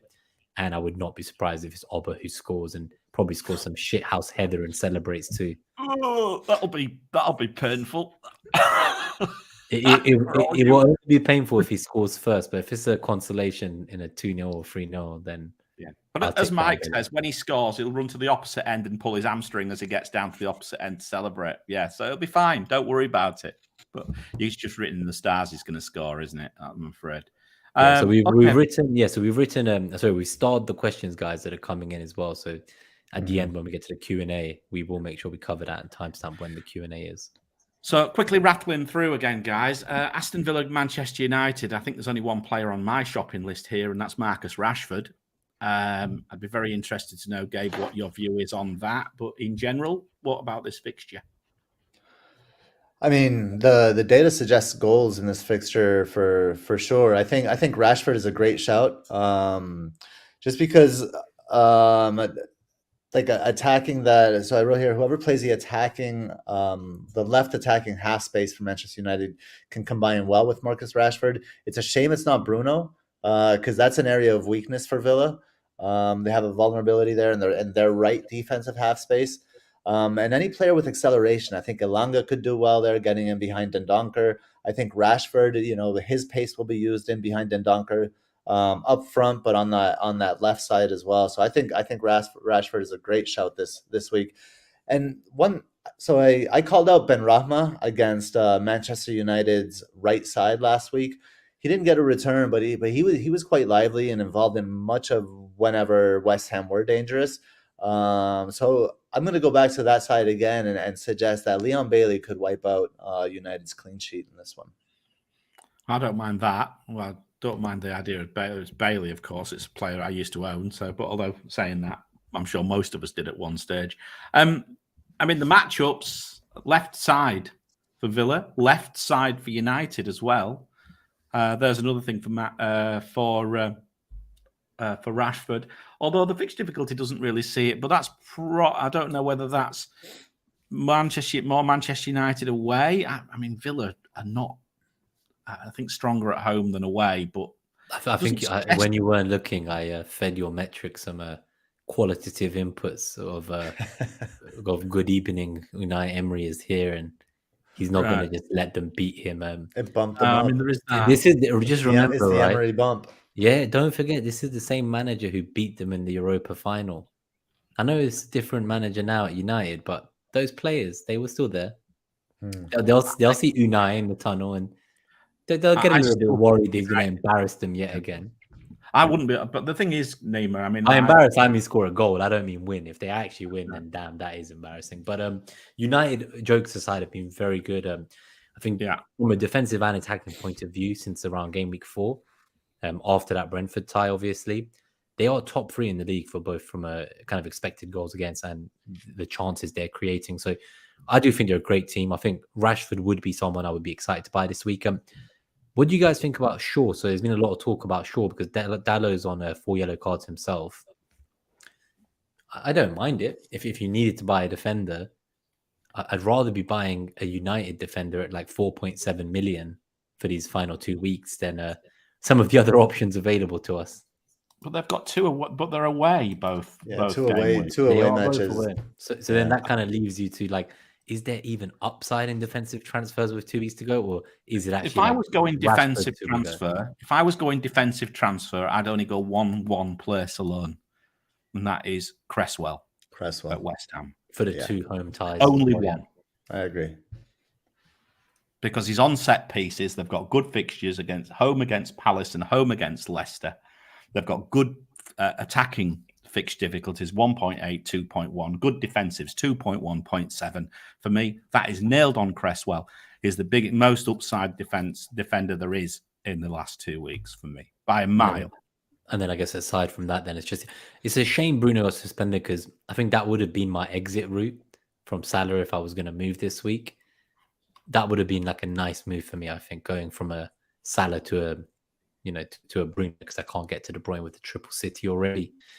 But yeah, I think overall though, like, we're seeing great stuff from Man United, and I think they're starting to look much fitter. I don't know if you noticed it, Gabe, but like, just from a footballing point of view, they seem to be way more well drilled, and like, they actually seem to have very quickly been forced to get fit and in shape. Like, you look at some of those players, I've not seen them look so fit and athletic, like just physically speaking, in years. And this is like I don't know if you've seen that, but like, they look much fitter to me, much slimmer to me. And I think it all began with that run, right? Remember after that defeat, the 4-0 against Brentford, I think Ten Hag made them all go on some like 11-kilometer run, but he ran with them. And since then till now, they have been great. And I just love that from a coach's point of view. Like, when you think that he kind of punished them, but he went and did the punishment too, because he said it's partly his fault as well. And I think that's just something I've noticed, that from a fitness point of view, they honestly look like the best shape they've been in a while. I think you're right, but it's also that their movement is a lot more intentional and they're less reactive. Whereas before, they're always reacting to the other teams, and then that makes you don't necessarily run more, but you're changing direction more, and that takes a toll on your body throughout the course of a game. So that the more you have the ball and the more you're in control of the game, then the more kind of intentional all of your movements are, and that helps you conserve energy as well. But you're right. I do remember Ten Hag saying, like, kind of like bringing the hammer down, and like made them run the next day or something like that. And people were criticizing him, right? And here they are. They've kind of developed like this collective discipline or something like that. And it is paying dividends and showing in their gameplay. I wonder how the loss of Bruno through suspension here is going to affect them, because they're not going to have that.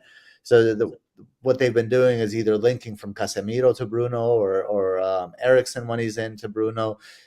Fred could maybe play that position. It could be a combination of Eriksen and Fred that kind of fill that whole Bruno role.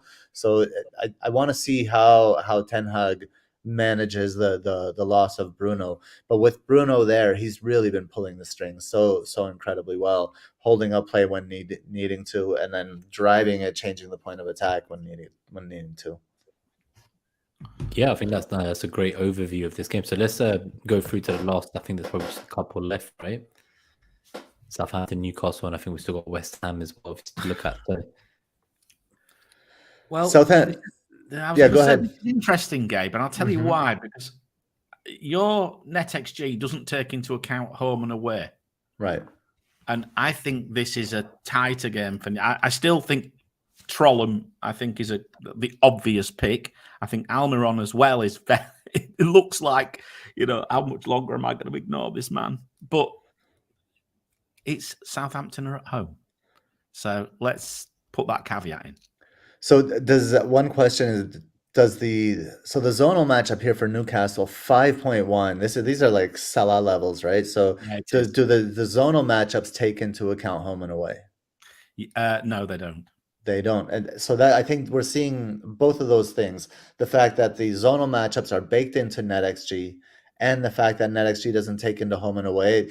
I mean, 2.22 is the highest NetxG value for the game week, and it's for Newcastle. It's higher than Man City this week, which I think was at 2.15 or something like that.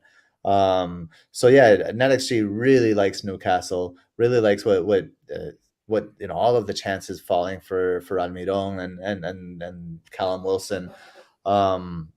79% chance of 0 or 1 goal according to the shots model. Obviously, like, heavily indicates a Newcastle win in this game.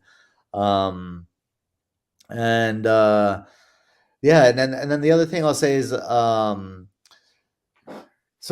thing, like, Palace, when they played Southampton in their last match, they pressed Southampton on the left side, so basically on Southampton's right side, or they pressed Southampton with their left side, and I think Newcastle could do something similar here and take advantage of that kind of pressure, and that'll result in chances for the center mid. So I do like this game for Miguel Almiron, and I don't know if Saint-Maximin is going to be healthy, but if Saint-Maximin is healthy, I would like it for him as well.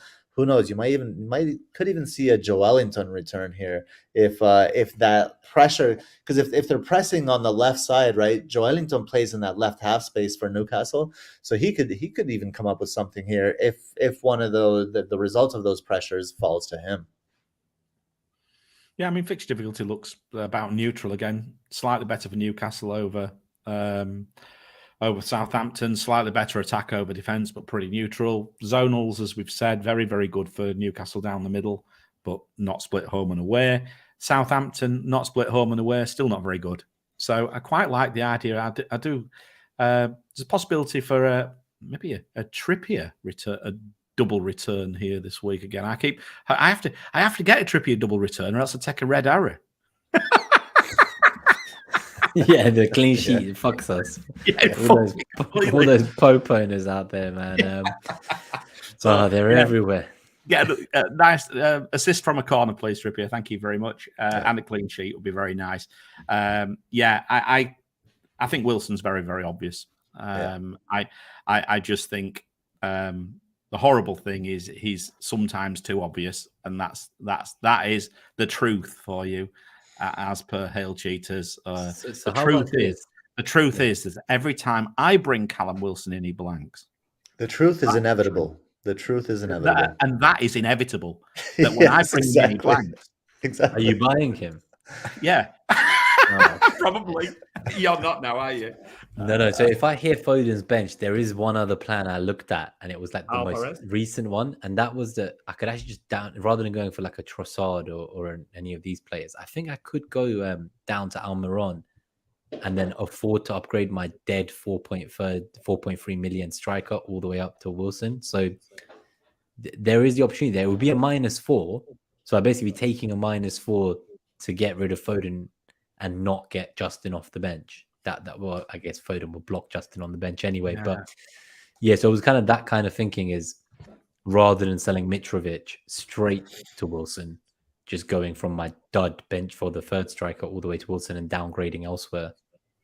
But that would be a hit. That's the thing. I think the issue is, if you're taking a hit, is that how many players would you actually take a hit for with 2 game weeks to go? Wilson plays Chelsea, right, in the next game after this. I just think it's the only player I would consider would be someone like KDB. I think I'm almost that probably the only player I might consider hitting in is if Foden, like you say, Foden is not starting, do a flip flop over to someone like KDB. Probably go Almiron with Foden or someone for Foden. You know what's going to happen though, if you do that, right? You know what will happen. Yeah, Foden will come off the bench and get 4 goals like Son did. Don't take a hit. Don't take a hit. I don't look. I don't want right now. I'm only taking 2 hits all season. I thought you said I'm only taking 2 hits this week. No, all season. No, all season.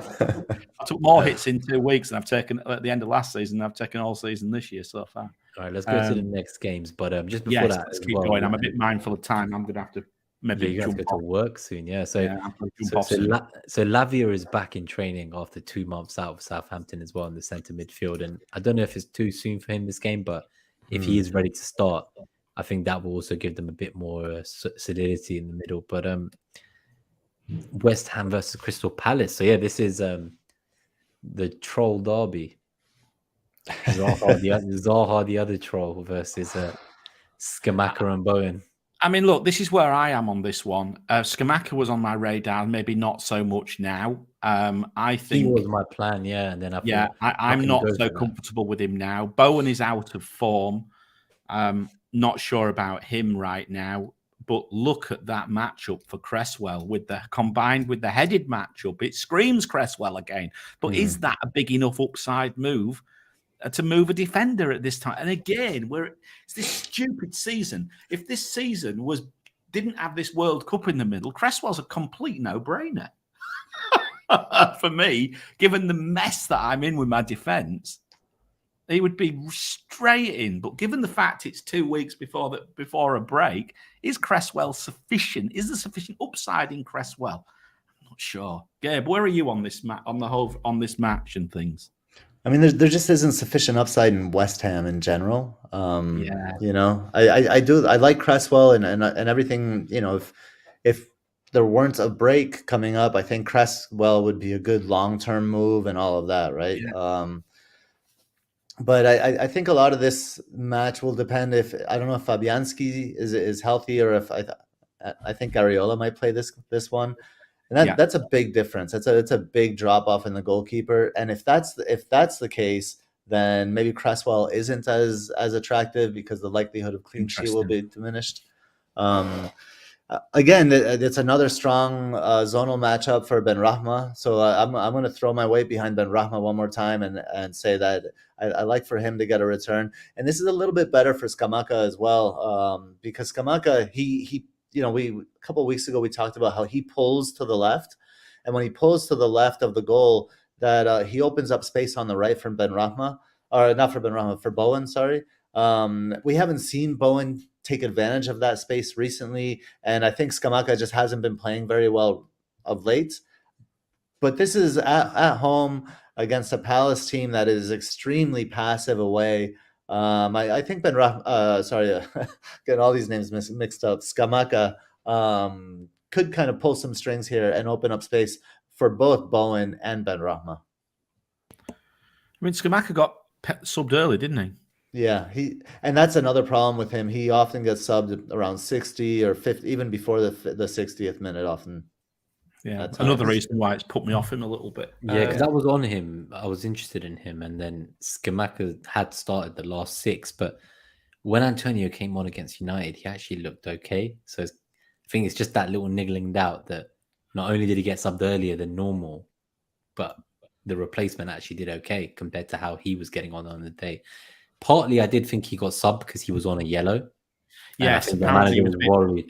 He was possibly walking red, wasn't he? I think they got rid of him because of that. Yeah, the manager, I think, was worried that he would do something rash and get himself sent off. So I think that's why he originally got subbed earlier. But then Antonio did quite well, and it's never good when you get subbed and the person who comes on does well. You can't be that certain of now he's necessarily going to definitely get that next start. So yeah, I'm a bit worried about that personally. But Zaha owners, what do you say to people like me? Do we just hold? Do we just hold? That's what I'm going to say. I sold him ages ago, mate. I just brought him back last week. Sell. Hard sell. That's what I was thinking. So exactly. So my plan was keep Mitrovic now and sell Zaha. For sure. And if Foden is out? Sell him too. I don't know. Then we get to the hit territory. This is the problem. Play a bench player. Fires. There's too many fires around. Haaland might not play, so the bench player will be him. As in, Haaland will already be taking up the first bench. Justin will come on for Haaland, let's say. Okay. I sell Zaha for, let's say, Trossard or Almiron. Foden then doesn't play. He cameos, so I wouldn't get the bench player anyway. That's true. Maybe a 1 point there. So my thinking was maybe in an ideal world, I hear Foden starts, and it's either Zaha, Trossard, or Almiron, or I take that -4 we spoke about, Trossard down to like the cheapest midfielder in the game and try to get Wilson for my dead third striker, and then just bench whoever Zaha is replaced by. We've got Zaha to Benrahma here.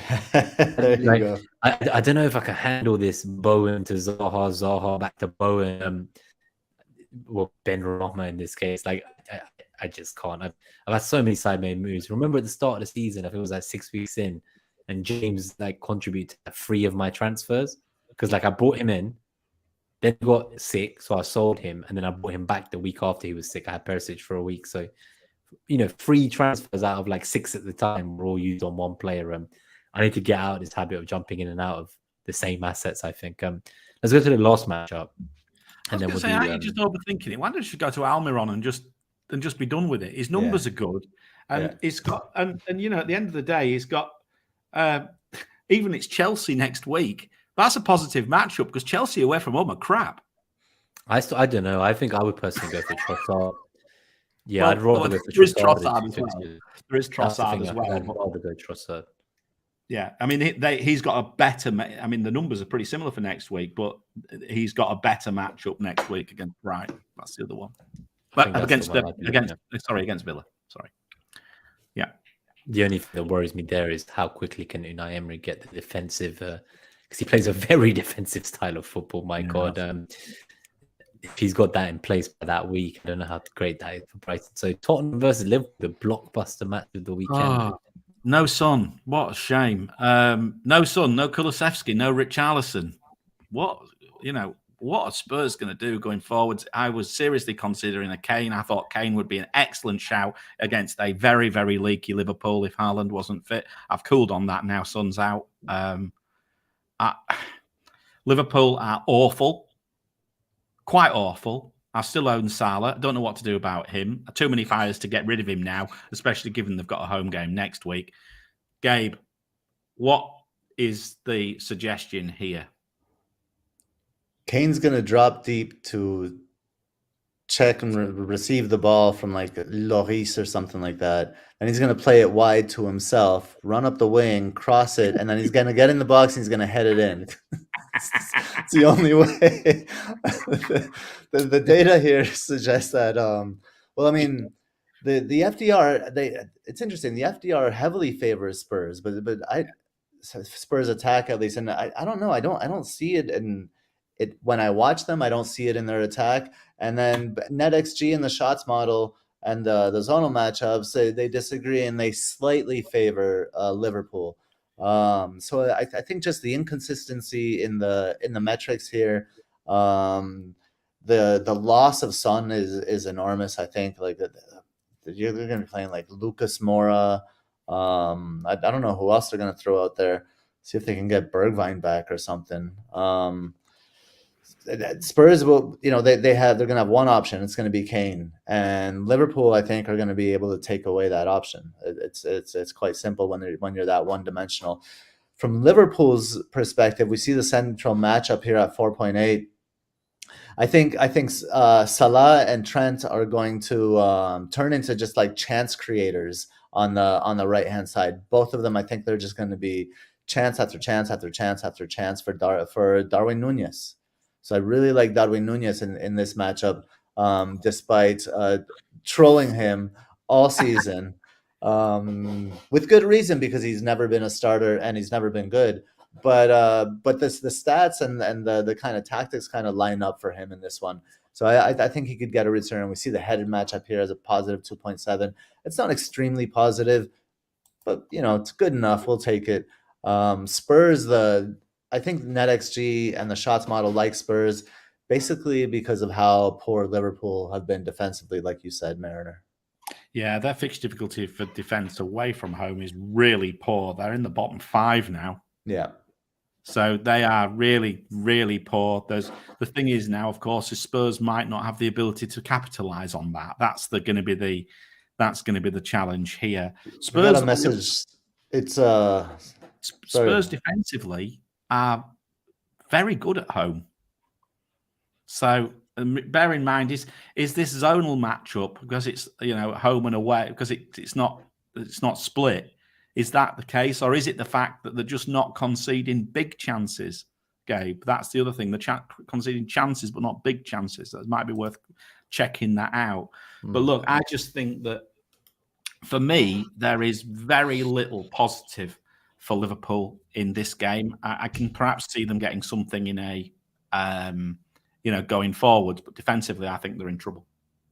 Like even with players missing, there's nothing positive for Liverpool at all right now. I disagree, and I think the one positive thing for Liverpool is Sam Kulusevski and Richarlison out. That's the only thing. That's the only thing. Those are big things, though. Those are big things. We'll have to see. I mean, the numbers don't suit it. I mean, I wouldn't go out and buy a Liverpool defender right now. I don't know many people who even own one right now. No.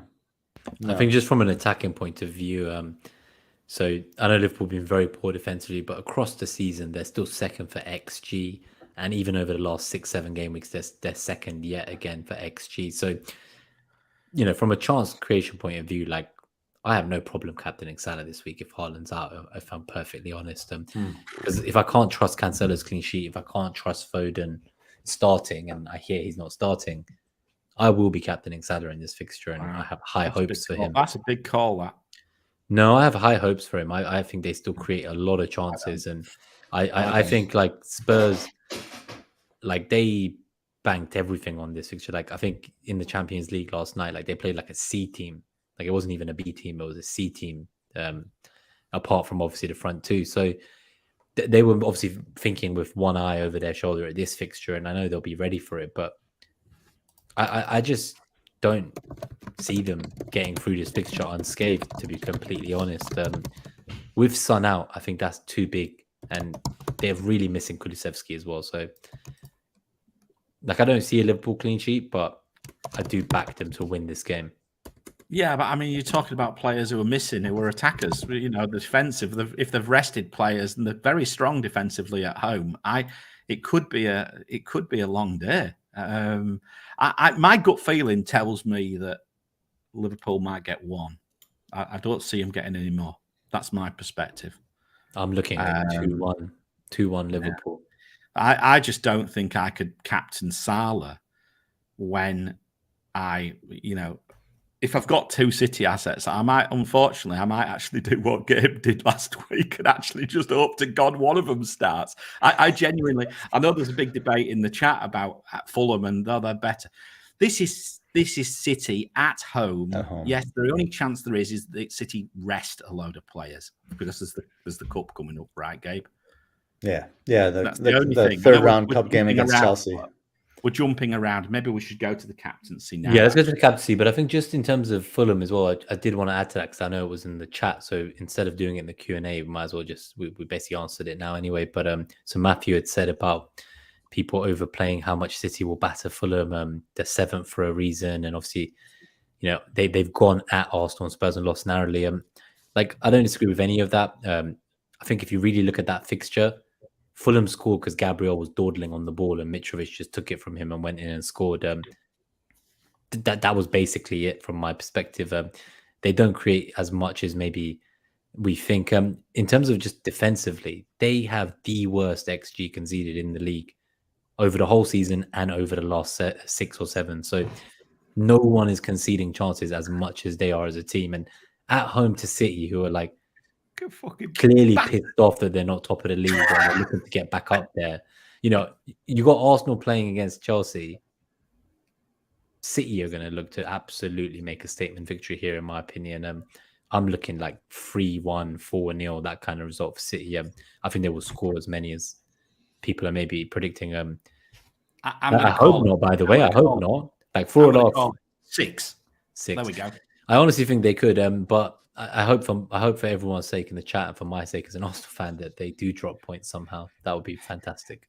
If Haaland plays, if Haaland plays, then God only knows what the score could be. I mean, the issue is here, and again, I just look at it purely from a fixture difficulty perspective. And you're absolutely right. They're flat bottom for big chances as well. There's nothing going for Fulham away from home. They're potentially going to get absolutely smashed. Could they score? Yes. They could. And I agree with what we said earlier on. But I'm telling you now, to me, this is as big a hammering potential as you could see all season. And that's where I'm. You've gone for the 6-0. We'll come back. If I'm wrong, I'm wrong.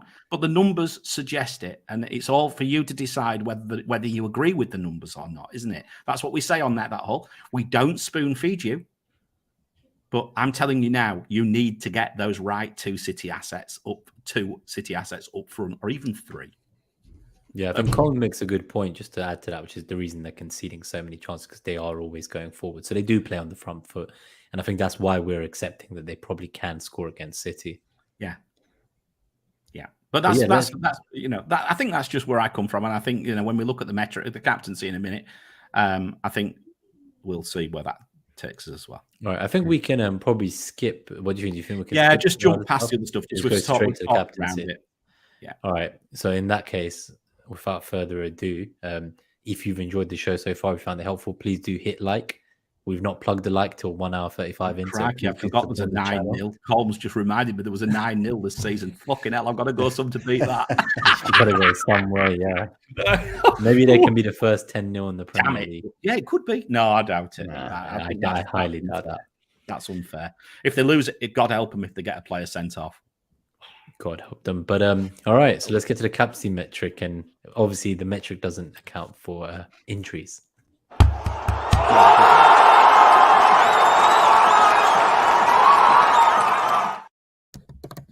Well, it does if I take them out.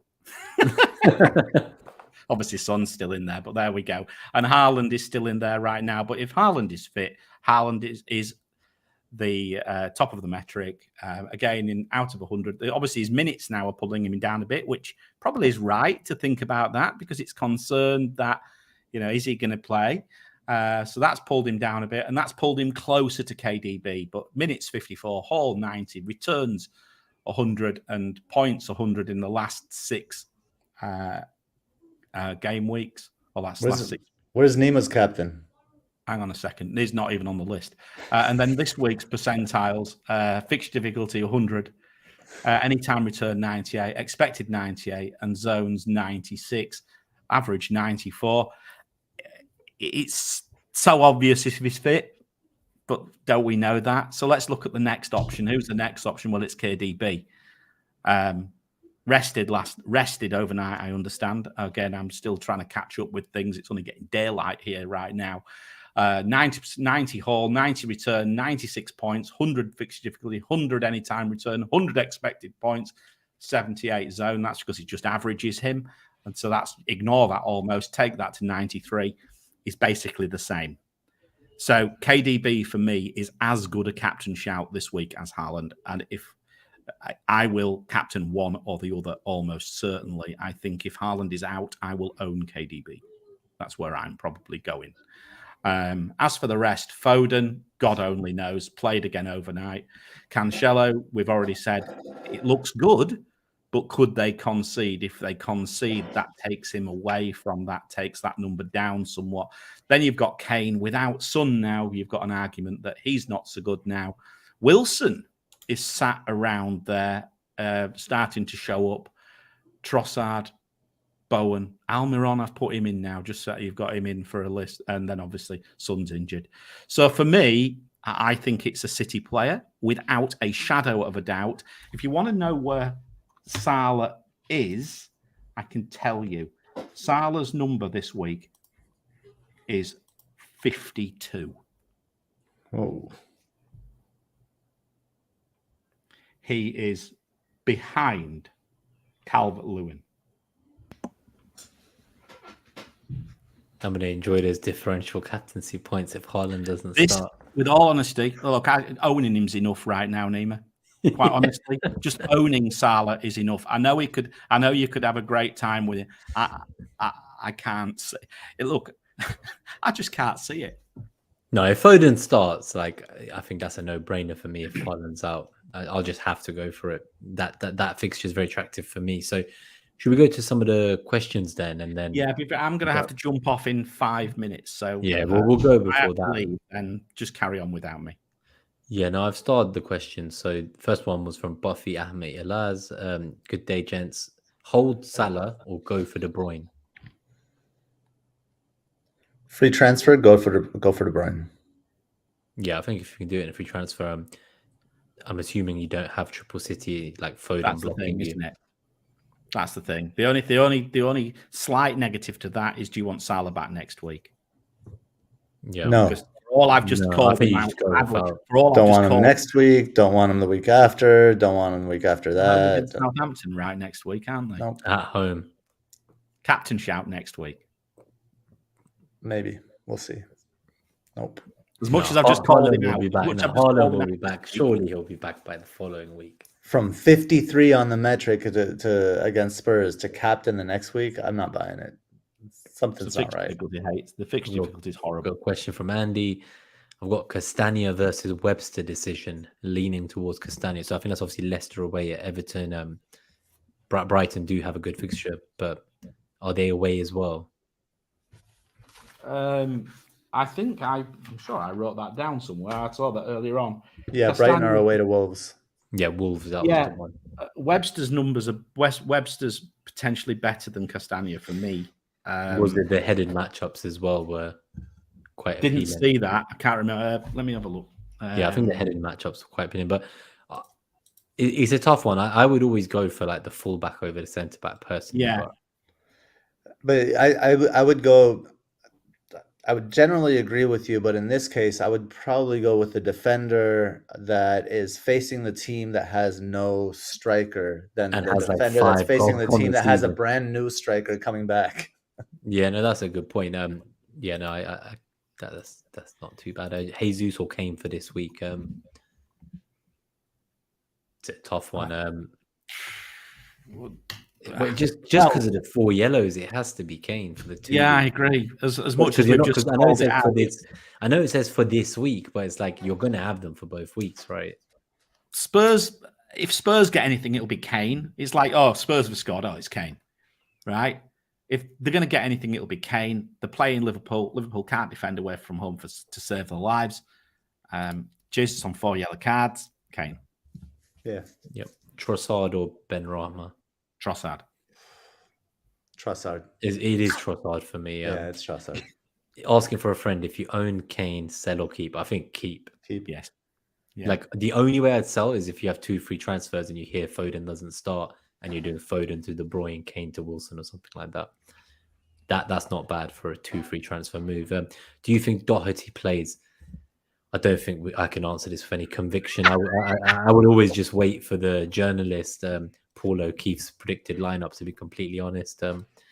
Sessegnon got hooked at half time, I think it was, or early on in the fixture. So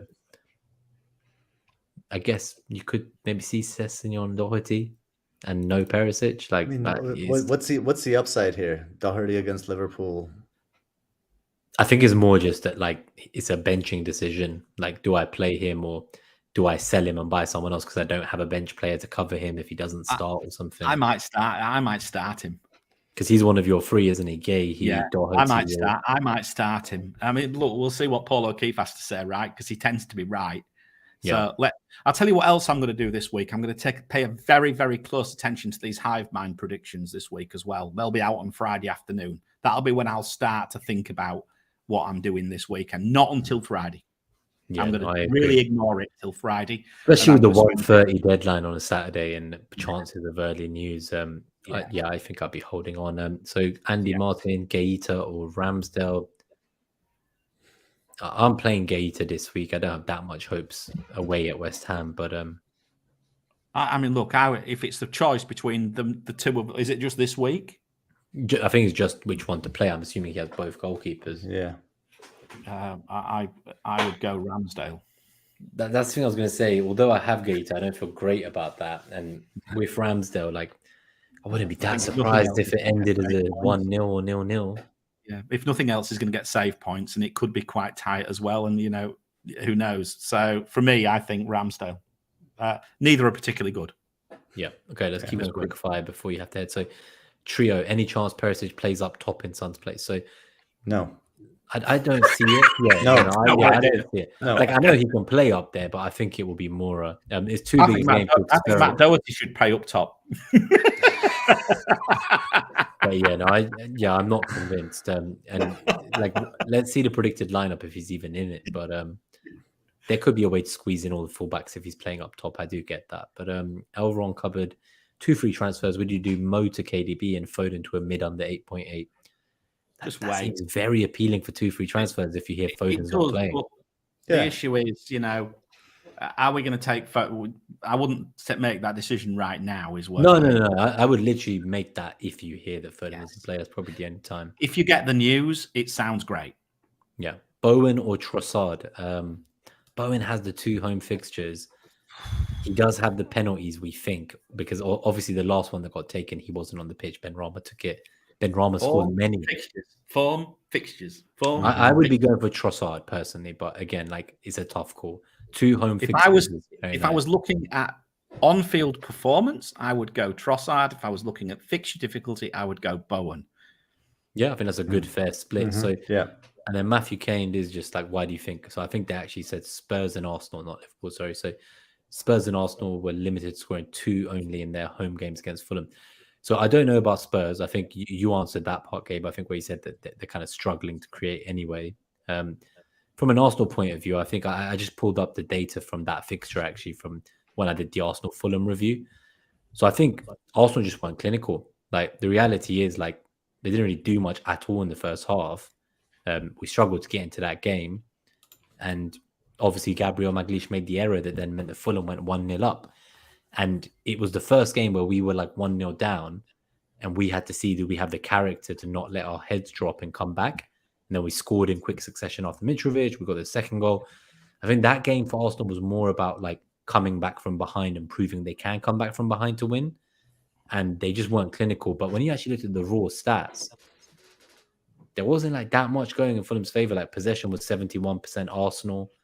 Field tilt was 83% Arsenal to 17% for Fulham. So if anyone who doesn't know what field tilt is, it's measuring kind of in terms of being in the opposition's final third versus them being in your final third. So, most of that game, Arsenal were there in the box, but they just weren't scoring. They were struggling in that game, I think. So I just think they had an off day in the office. And I can't recall if this is right or not. It was a while ago now, but for some reason, I seem to think that was a game where Partey didn't play in the midfield as well, and that would have had a huge impact on the way Arsenal play. So, yeah, his line-breaking passes to create the chances. Here's the numbers. Here's the numbers. They've conceded on average in the last 6 away games, 15.5 shots a match, 11 shots in the box, 6 on target virtually, 3.5 big chances. City don't need big chances. I think they're just such a standout team. I think City are more clinical than Arsenal. Yes, I do. I think that's the very, very simple way to put it, is that it's all well and good. You could see I don't know, Manchester United or let's say Brighton for sake of argument. Brighton are a great example, aren't they? Brighton create loads of chances but don't necessarily finish them. This is City. They create loads of chances and they finish them. Yeah, I couldn't disagree. Let's get these last questions from Discord from the YouTube members. So we've got Davindra Raj. Is it worth selling Haaland or Martinelli or Foden for West Ham players like Scamacca, Benrahma, Bowen? I would not be going anywhere near selling Martinelli. No.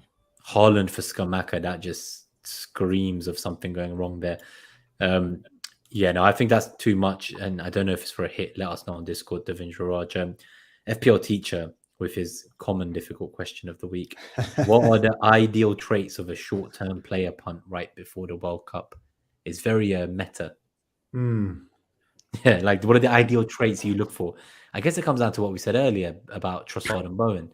It comes down to, are you a forms player or are you a fixture player? I think that's what you look for in a short-term punt. If you're a fixtures person, you go for the best 2 fixtures. You don't go for a player that has Chelsea or Liverpool in one of those 2 fixtures, which many of the assets we're looking at do, like Wilson.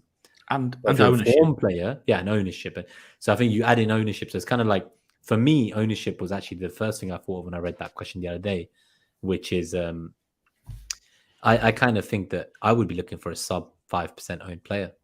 If I can get a 1% owned player for these final 2 weeks, that would be ideal for me. But yeah, so one from Harbour Boy.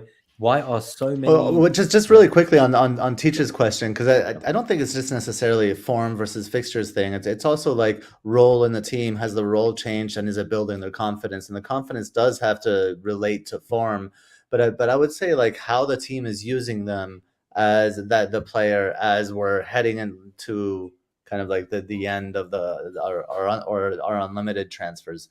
So that kind of that opportunity, like I think Trossard has all of the things that we look for, and I think Almiron is another player who tactically fits, the stats fit, the form fits, and the fixtures fit too. So yeah, I'd look at all of it. No, I like that. So I think that will wrap us up then as we get out of here for this week's show. There was 2 more questions from Harbour Boy and Dom Black Dragon, but we'll just reply on Discord. Plus, I think Dom's question we've answered throughout the episode, so I'm sure he'll get his answer there. Harbour Boy is just to put it out there for people in the community to think about. He said, why are so many experienced managers with great track records scoring so badly, relatively speaking, so far this season? Do you want to answer that before we go? I think that's a great question. I don't think we should ignore it. I'd love to hear what people think about that. I'm going to go last. I've got an opinion as well. I think it depends what you think badly means. I know he says relatively, but when you look at, say, like, I'm like 800k and 50 points is like top 100k and 50 points is top 3 million. 50 points is one good chip strategy for one double game week in my eyes. So I just think that with the kind of Haaland permacap situation and with the premium defenders that everyone started big at the back with not really firing apart from Cancelo, James out, Trent not looking good, you know, Liverpool being completely off the pace, good assets from teams with cheap enablers that are performing very well week in, week out.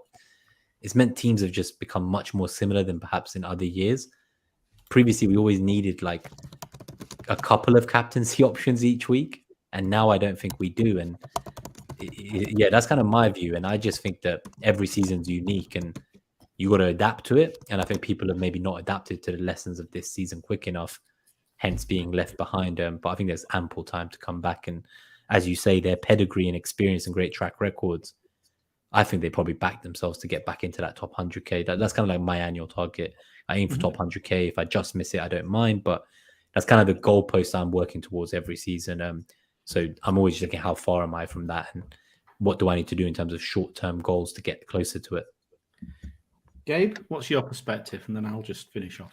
Yeah, I'll just go quickly. I think Nima hit the nail on the head when he said, I think oftentimes as FPL managers or FPL managers rely too much on reputation and historical data and what players have done in the past. And I'll harken back to the philosophy of this game week.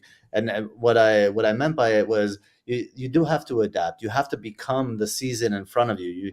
You can't play this season with last season's dogma, right? So it is about like potentially number one, a lack of adaptability, but number two, adapting too much and trying to be too clever. Whereas like think like, oh, I can fade Haaland at the beginning of the season because Kane is proven in the Premier League. These types of like narratives are.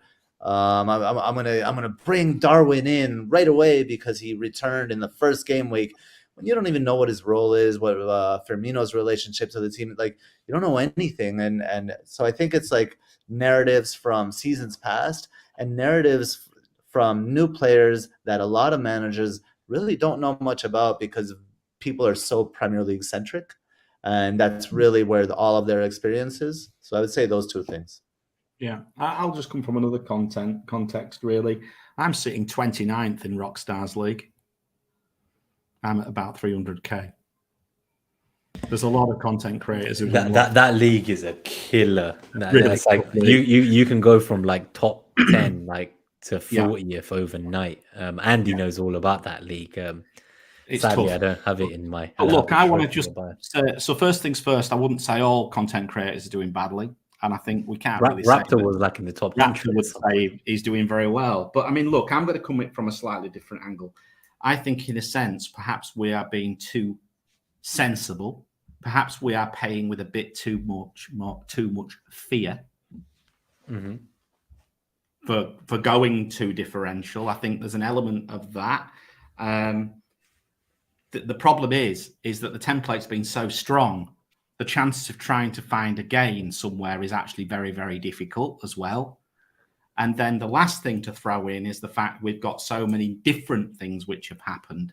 Like, for example, the Champions League being compressed into a very, very short period of time. First time ever, yeah. Which has really created a big problem for the top six with respect to getting the right assets. The best assets have been the ones who have not been playing Champions League, the Almirons of this world, players like that. And I think what happens is we just get drawn through almost fear and almost being sensible. I mean, probably one of the most sensible managers I know is Mark Southerns, right? Look where Mark is. I think the stats, I think that's the point I would make. I think there's plenty of time. I'm not panicking, but I am certainly on the wrong end of variance. And then you then combine all these factors of perhaps fear, sensible, things like that. I think that's the challenge right now. And I think we're going to have to reset. And I think when we reset, I think people will come back stronger. Nice. I think on that note, we will wrap up the Game Week 15 episode. We will be back one last time for Game Week 16, and then we'll maybe start to sprinkle out some of those metrics Mariner mentioned for the World Cup. So we'll be sure to make a World Cup mini league as well once the game is released by FIFA. So keep an eye out on Twitter. Mm-hmm. In the meantime, if you enjoyed the show, please do hit that like button. If you're listening on podcast, leave a review on your preferred audio platform. And if you're new to the channel, please do subscribe, hit that bell to get notifications when we go live next time. And it's been great chatting for everyone in the live chat. It's always very good interacting with all the haulers. And we'll see you guys next week. May your arrows be green. All the best, boys. Bye, everyone.